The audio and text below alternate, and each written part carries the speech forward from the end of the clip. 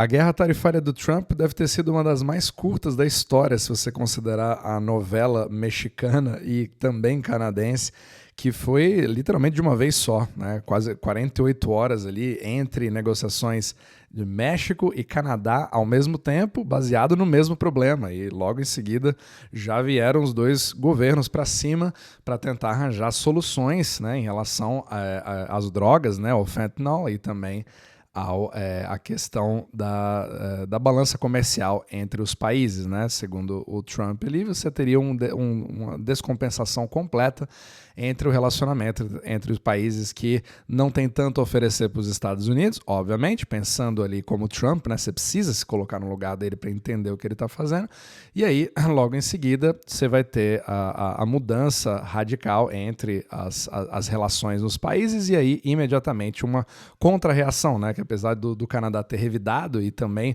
o México já querer revidar também, eles já recuaram imediatamente, porque é aquele negócio, você vê um pouco da equivalência de forças, e aí talvez seja melhor fazer um acordo do que realmente fazer uma escalada cada vez maior, porque ambos, México e Canadá, sabem que eles não têm a mesma quantidade de poder de barganha que os Estados Unidos, e é exatamente isso que o Trump usou a seu favor. Então, essa briga, né, essa queda de braço, ela mostra claramente.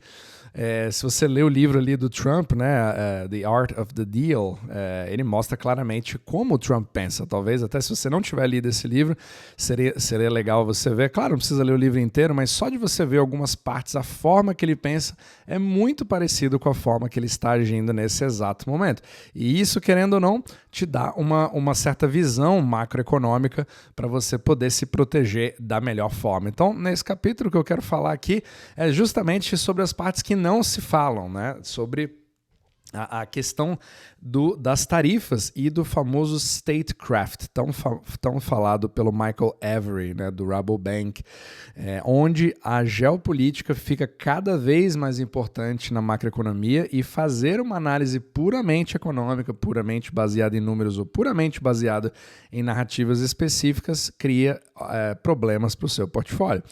Então, inclusive o próprio Brent Johnson, ele fez um tweet recente, sendo irônico, né, ou mesmo sarcástico, falando exatamente sobre esse assunto. Falou a seguinte coisa: bom, até agora as tarifas e quaisquer outras ameaças falharam, principalmente em devolver colombianos para o seu respectivo país. Também falharam em fazer o México dar segurança para suas fronteiras, e também falharam em trazer de volta os detentos americanos da Venezuela, e também falharam em fazer qualquer tipo de controle americano sobre o Canal do Panamá. Que desastre isso está sendo até agora. Então, literalmente, uma forma bastante irônica que é exatamente ao outro lado da moeda que não se fala. Então, a maioria das análises, obviamente, principalmente daqueles que não gostam do Trump de jeito nenhum, vão dizer que, nossa, para que fazer uma alarde desse jeito e quebrar o relacionamento com parceiros tão próximos, como ser um animal bruto desse jeito com esses países, etc. Ou mesmo como os Estados Unidos, na verdade, estão dando um tiro no pé, porque quem paga por essas tarifas são os americanos. Mas esquecem que, a partir desse resultado que acabou de acontecer, né, com a reviravolta principalmente do Canadá e do México, essas tarifas já foram prorrogadas em mais um mês, e automaticamente você já teve o compromisso dos outros países de fazerem, entre aspas, gratuitamente, somente pelas ameaças das tarifas, de agir. E essa é a grande moeda. E o mais interessante é que ele acaba ganhando mais uma munição, porque parte do mercado ficava meio assim, não, o Trump ele ameaça determinadas coisas, mas ele no final, na hora do vamos ver, ele acaba não fazendo.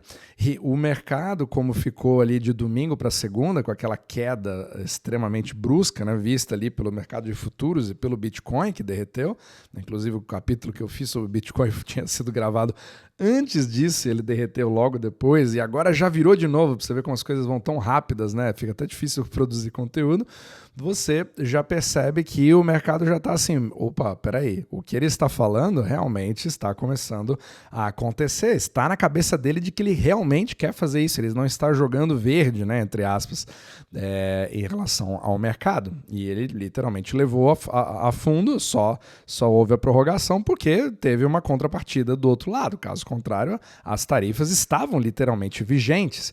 Então, essa extrema negociação e de forma muito rápida, com vários parceiros ao mesmo tempo, vai se tornando cada vez mais a marca registrada do Trump. É literalmente o tubarão que tem que nadar reto, nadar constantemente em linha reta, porque se ele parar de nadar, ele morre, certo? Então, é literalmente o que ele, na cabeça dele, precisa fazer. Então, isso, obviamente, cria uma série de volatilidades, né?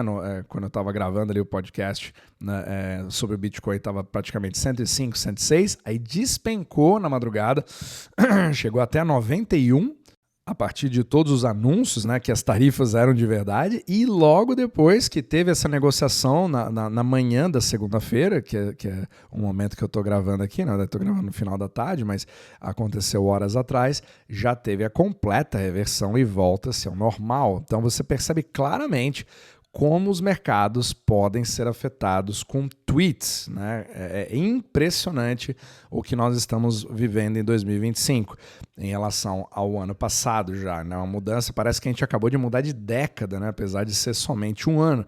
Então, o nosso tipo de radar macroeconômico, porque eu nunca fiz um capítulo, talvez, que eu tenha falado tanto sobre geopolítica e não necessariamente sobre a macroeconomia, é por conta do DXY. Então, o DXY, ele chegou a níveis muito próximos dos 110 novamente.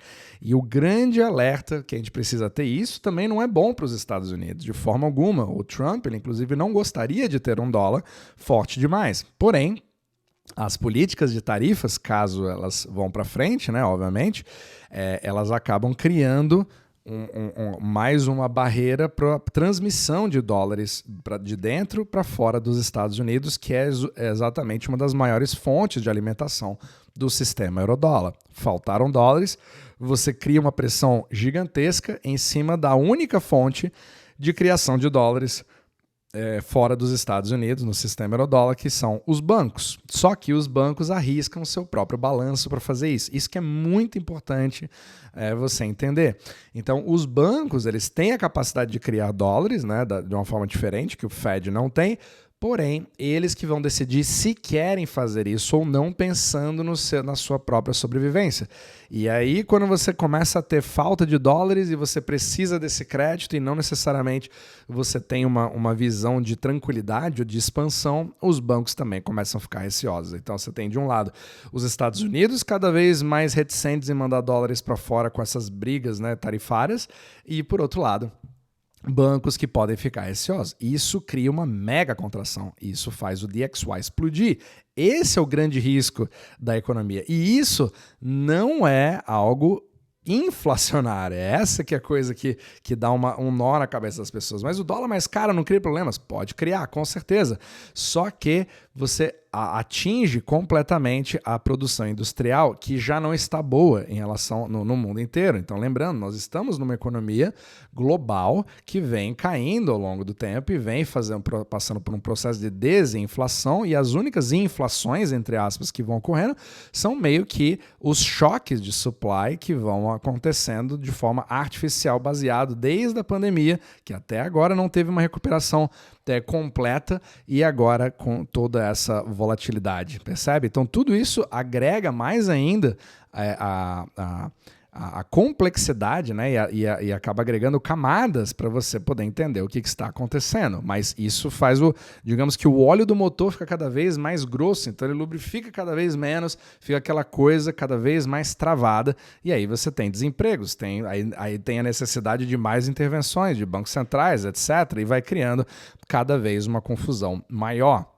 Então, tudo isso, eu daria uma olhada muito, muito de perto agora no DXY, porque tudo que o mundo não quer agora é um DXY de 115, né? Uma força do dólar, que aí realmente criaria uma série de problemas para o resto do mundo e, obviamente, é até importante, né? Se você já vai ter uma guerra tarifária do jeito que está sendo feita agora, de que ela se decorra da forma mais breve possível para você evitar criar esses tipos de problema. Mas está sendo fascinante, né? Se você, como eu já vinha dizendo, se 2025 é para ser o ano da volatilidade, nós estamos muito bem servidos agora em fevereiro, como também fomos muito bem servidos em janeiro. E tudo isso só corrobora a própria teoria do milkshake do dólar, se você parar para pensar, né? Ouro chegando nas máximas históricas, o Bitcoin volta ali imediatamente, você tem já tem um pouco de recuperação até o momento que eu estou gravando, né? Pode ser que tudo mude novamente, dependendo do próximo país aí que vai entrar na roleta russa, né, do Trump. Mas você percebe que a liquidez ela quer ir para alguns lugares, mas está todo mundo esperando ver quais são as regras do jogo. Afinal de contas, a regra que pode valer agora já não vale mais daqui a meia hora, dependendo do próximo tweet de algum presidente, de alguém que vai ameaçar.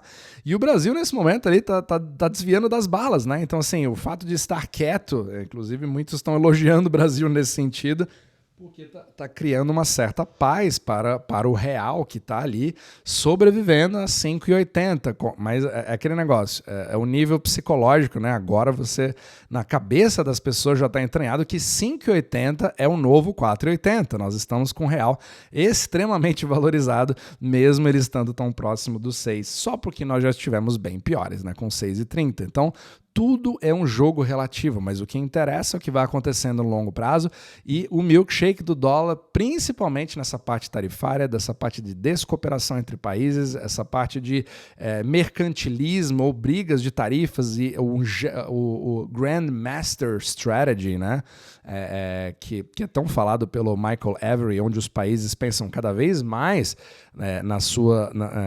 nos seus interesses nacionais, fazendo até com que um Justin Trudeau se torne um nacionalista logo em seguida, né? Barrando a imigração no próprio país e também focando em se tornar mais nacionalista de produtos made in Canada, né? De repente, ali aos 49 do segundo tempo, né, tá quase se mantendo no poder, falando agora a linguagem, meio que um novo Trump ali, pseudo-Trump do Canadá. Então fica muito interessante ver essa novela, né? Todos esses personagens, mas o que importa é você se colocar no lugar deles, pensar exatamente como eles estão pensando, da perspectiva deles, para que você possa fazer a análise macroeconômica da segurança, da liquidez e também dos seus investimentos.